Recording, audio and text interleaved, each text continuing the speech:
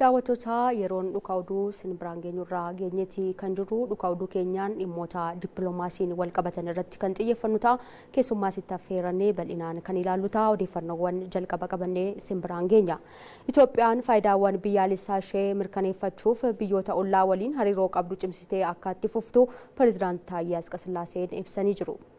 Nageenya lammiilee mirkaneessuudhaaf hariiroo dippiloomaasii biyyattiin eegaltee cimee kan itti fufu ta'uu isaati Pireezidaantii Taayyeen kan isaan dubbatanii Mallasee Amdee gabaasa qindeessee jira kunooti.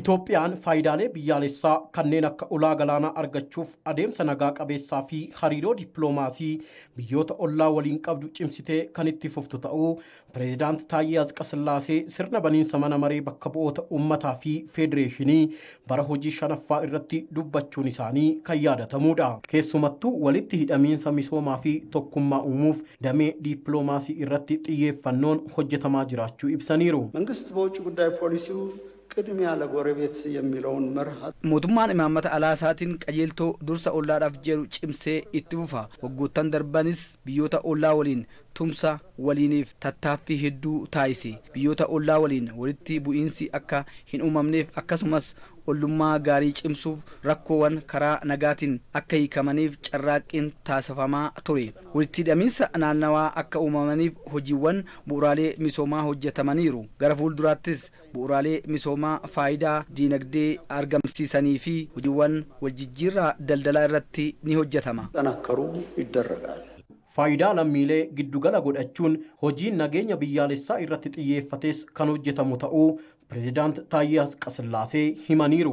ዜጋን ማዕከል ያደረገ ብሔራዊ ደህንነትን የማረጋገጥ ጉዳይ nageenyi biyyaalessaa daangaa biyyattii kabachiisuu qofaa osoo hin taane nageenya fi kabaja lammiilee agarsiisus ni dabalata. Nageenyi lammiilee keenyaa eessayyuu jiraatanii dhimma nageenya biyyaalessaa keenyati. Kanaafuu godaansa seeraan alaa to'achuu fi lammiilee karaa seera qabeessa akka socho'anii fi hojjetan taasisuu akkasumas biyya jiraatanitti mirgi isaanii akka kabajamu xiyyeeffannoon kan kennamu ta'a. Lammiilee haala mijataa keessa hin jirres mirgi isaanii kabajamee gara biyyaatti akka deebi'aniif ni hojjetama. መብታቸውን ማስከበር ዋና ትኩረት የሚሰጠው ተግባር ይሆናል። Mootummaan fedhii Itoophiyaa beeksisuu fi waliin misoomuuf fedhii qabdu waltajjiiwwan idil addunyaa irratti ifa gochuuf xiyyeeffannoon kan hojjetu ta'uudha Pireezidaantii Taayyeen kan dubbatan. በዓለም አቀፍ የኃይል አሰላለፎች ውስጥ Mootummaan haala madaala isaa eeggateen waldeeggarsaa fi waliin fayyadamuu irratti ijjannoo qabu cimsee itti fufa. Mootummaan biyyattiin hirmaannaa fi dhageettii akka idil addunyaatti qabdu akka guddatuufis cimee kan hojjetu ta'a. Kana milkeessuuf ammoo dandeettii dhaabbilee fi imaammata qabnu cimsuun cimee itti fufa. ራችን ጉልህ ሚና እንዲኖራት በትኩረት ይሰራል። Itoophiyaan guddina hatattamaa galmeessuuf hojiiwwan gama misoomatiin eegaltee dippiloomaasiin dabaaluun carraaqqii taasisaa jirtu cimsitee kan itti fuftu ta'us eeraniiru. Kabajamtoota daawwattoota keenya dhimma kanarratti turtii taasisnaa. Dhimma kanarratti keessummaa affeerannee jirra. Keessummaan keenya Bafiqaaduu Dhaabaa jedhamu xiinxalaa hariiroo alaa fi dippiloomaasii gamtaa Afrikaati. Baga nagaan dhuftan. Baga nagaan nu eegdan. Hayyee gara gaafii jalqabaatti darbinuti mee keessattuu waggoottan torban darban hojiin dippiloomaasii Itoophiyaan hojjette akkamitti ibsamuu danda'a? Haala kamiin ibsamuu danda'a? Galatoomaa waggaa torban darbe keessa addunyaan baay'ee geeddaramtee ji'oopolitiksii geeddarame kanaan diinagdeen kanaan dura warra lixaa bira ture gara ba'aatti dhufee kana wajjin gaa Itoophiyaanis pragmatic foreign policy tarkaanfachiistee Ameerikaa duratti Ameerikaa qofa ture amma Chaayinaan jirti. Biyya Arabaa jiru, Tarkiin jirti, Kooriyaan jira, Raashaan jirti. Kanaaf Itoophiyaan Ameerikaa callaa odoo hin ta'in jara kan hunda wajjin hojjattee fedhii jechuun bu'aa naashinaal intirestii Itoophiyaa tarkaanfachiiste. Tokko institutionally akka hiriiroo addunyaa idil addunyaa Minister of Foreign Affairs kan hojjetamu jira. Institutional diplomacy. Isa alatti Minister waliigalaa Dr. Abiy personal diplomacy tarkaanfachiisan jechuun kun haaraadha, konseptii haaraadha. dhagamtii jechuun dhageettii qabaniin influensii qabanitti fayyadamanii kanaan dura Itoophiyaan biyya Arabaa kana wajjin waliigaltee gaarii hin qabdu ture. Foreign policy Itoophiyaan tarkaanfachiis ture shakkii irratti kan hundaa'ee ture. Garuu bara isaanii waan baay'ee geeddaruu danda'an warra Arabaa kana wajjin ilaalcha isaanii geeddaran Itoophiyaa wajjin akka hojjechuu danda'an jara kana ofitti qabanii Itoophiyaa keessatti invest akka isaan godhan at least karaa baay'eedhaan dippiloomaasiidhaan waan biraatiin Itoophiyaa gargaaran Itoophiyaa wajjin akka dhaabbatan godhuu danda'aniira. Isa alatti immoo uummanni mootummaa booda hiriiree keessattuu hidha Abbayyaa kanarratti tiraaktuu dippiloomaasii jedhama kun jechuun ka uummata irratti hundaa'ee warra biizinasii irratti hundaa'ee warra akadamii non state actors nama addunyaa irratti dhiibbaa uumuu danda'u dandeettii qaban warra amantaa warra abbootii gadaa kan hundatti fayyadamanii people to people dippiloomaasii tarkaanfachiisuu danda'u waan baay'eetti geeddarame. Kun hunda ka dhufuu danda'eeni Itoophiyaan isa durii traditionally gula deemturraa pragmatic foreign policy tarkaanfachiisuu danda'uun waggaa 7 kana keessatti bu'aa baay'ee Itoophiyaan argachuu dandeette, dhageettii guddaa argachuu dandeette. Warra kanaan dura nama shakku nama sodaatuun ofitti hammatanii ofitti dhiyeessanii rakkoo Itoophiyaan qabdu intention Itoophiyaan qabdu sirriitti hubachiisanii jarri kun ilaalcha isaanii akka geeddaramu godhame. Kanaaf atiin karaa baay'eedhaan bu'aa guddaatu argame kallattii garaagaraatiin. Egaa bu'aan argame kun kallattii hedduudhaan keessumaayyuu tokko jennee kan kaasuu dandeenyu keessaa tokko milkaa'ina hidha haaromsa guddicha Itoophiyaa irratti argameenidha. Hidha haaromsa guddicha Itoophiyaa waggoottan 10 darbanitti bu'aa baay'ee keessa darbee as keessatti hojiin dippiloomaasii hojjetamaa ture baay'ee bal'aa akka ta'e hin kaafamaa keessumaayyuu qabatamaadhaan fakkeenyaaf personal dippiloomaasii jettanii turtan ministeera muummee kan isaan hojjechaa turanii haala kanaan personaalis haa ta'u gartuudhaan hidha haaromsaatiin wal qabsiisee dippiloomaasiin hojjetame haga kan milkii argamsiisee jettanii yaaddu kanneen birootinis wal qabsiisne yookaas. I think waan guddaatti hojjetame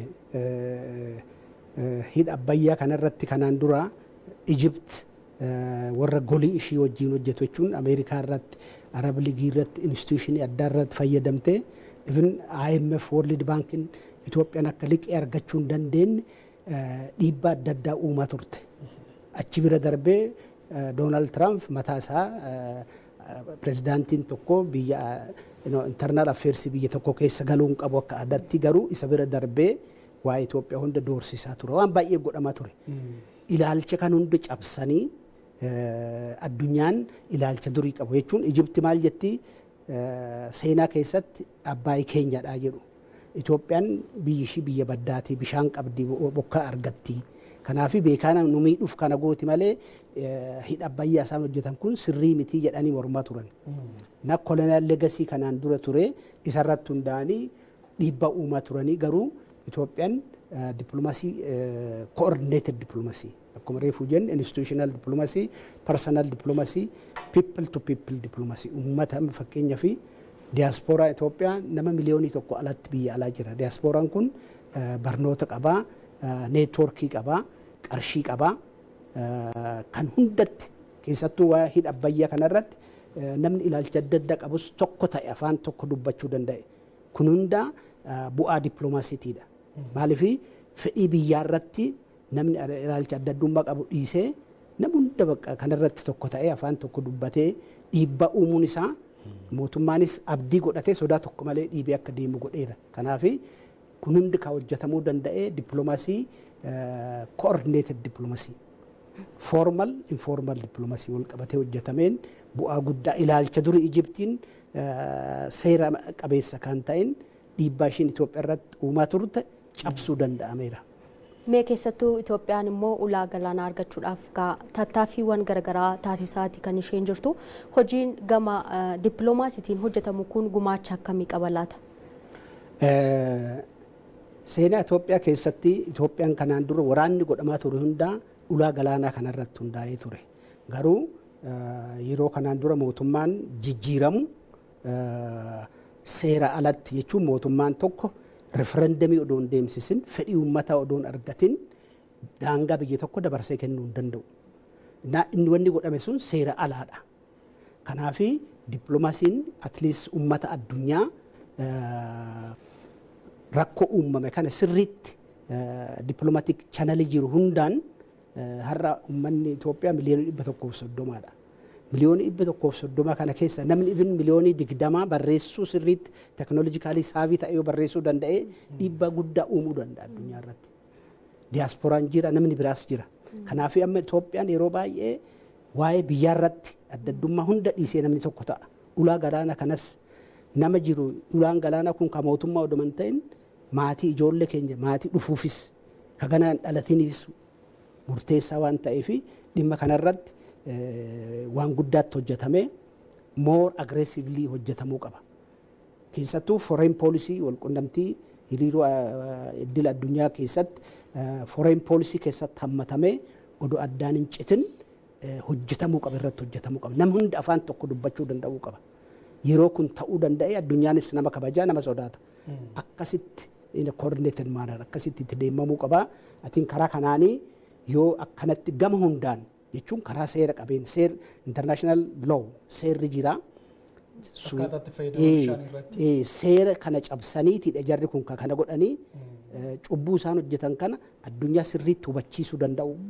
Kanaafi kana godhuudhaaf immoo namni hunda mootummaa formal diplomaasii odoman track to diplomaasii isa reefuu isaaniin jedhe warra bizinesii keessa jira warra akadamii keessa jira jaarsi biyyaa jira nama addunyaa irratti dhiibbaa uumuu danda'u barnootaan haa ta'u waan adda addaan nama kan hunda people to people diplomaasii wal qabatee akkanatti hojjetame dhiibbaa guddaa uumaa ammas namni gaafachuu jala qabeera shakkuu ka'eera kanaafi yoo uummanni nama duuba dhaabbatee addunyaanis nama sodaata. Kanaafi akkasitti gama hundaan mootummaan jidduu galee uummata kan hunda hiriira galchee more systematized, more organized man akkasiin itti deemamuu qaba.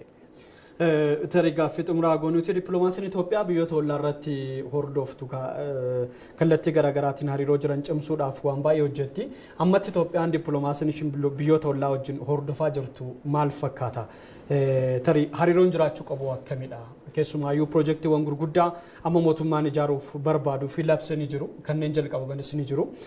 Kan fuulduratti immoo xiyyeeffannoo guddaadhaan itti deemamuu ni jira. Kana milkeessuudhaaf dippiloomaasiin biyyoota ollaa keenyaa hagam nu barbaachisaa akkamittis immoo itti deemamuu qaba? Seenaa keessatti Itoophiyaan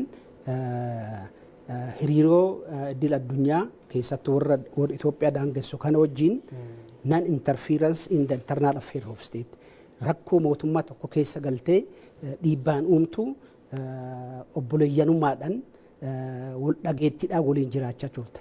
Itoophiyaan AU'tti fayyadamtee IGAD'tti fayyadamtee gaafa Afrikaa kana keessatti nagaan akka bu'uu danda'u. Itoophiyaan amma fakkeenyaaf hidha Abbayyaa kanatti hydroelectric kanatti fayyadamtee warra gaafa Afrikaa kana infraastiraakchariidhaan walitti hidhuu dandeettis qabdii kakka'umsis jira jala qabameera. Jibuutii Keeniyaa wajjin achis darbee warra ollaa kana hidha Abbayyaa kun ka Itoophiyaa bicha odoman ta'in warri ollaa kun hunda bu'aa keessa argatee isaanis keenyadhaan akka isaan yaadamu godhuutti jirama. Atiin kuni itti cimee itti deemamuu qaba. Kanaafi dippiloomaasiin Itoophiyaan tarkaanfachiisuu qabdu dippiloomaasii wal hammatan wal qabatanii harka wal qabatanii waliin guddatan. Itoophiyaan fakkeenyaaf Sumaaleen coastal areas lafa baay'ee qabu. Gaafa Afrikaa kana keessa Itoophiyaan gaafa Afrikaa kana keessatti jiddu galeettidha. Uummata daangaa kana jiran hunda wajjin sosolojikaalii uummata kan hunda sheer gooti Itoophiyaan. Kanaaf Itoophiyaan hunda kanatti fayyadamtee dhiibbaa uumuu dandeetti. Kanaaf atiin dippiloomaasiin maalidhaa? Understandingidha. Kanaaf Itoophiyaan amma positively waan asitti jala qabame kana kakka'umsa asitti jala qabame kana warra ollaa keessattis tokko infraastiraakcharii walitti hidhuudhaan isa alattis immoo bu'aa kana isaanis argatanii at least ka Itoophiyaa bichaa miti keenya jedhanii akka isaan yaaduu danda'amu akkasitti godhamuu danda'a karaa kanaan hojjetame I think warra upper riparian jedhamuun fakkeenya akka warra akka Keeniyaa warra akka Ugaandaa warra akka Tanzaaniyaa warra kan hunda of biratti hammachuus dandeetteera kanaanidhaas Itoophiyaan kan mo'achuu dandeette. Kanaafi karaan kun warra ollaatis warra naannoo kana jiran hunda ispiriitii Afrikaatiin akkasitti itti deemamee jedhu atiin bu'aa guddaa buusadhe yaada. Hayyee obbo Bafiqaaduu Dhaabaa xiinxalaa hariiroo alaa fi dippiloomaasii gaanfaa Afrikaa asitti iddootti argamtanii odeeffannoo bal'aa nu biraan geessanii daawwattoota biraan geessaniiti kan jirtanii galatooma ulfaadhaa isiniin jenna. Isaanis carraadha baay'ee galatoomaa. Baay'ee galatoomaa bula. Hayyee.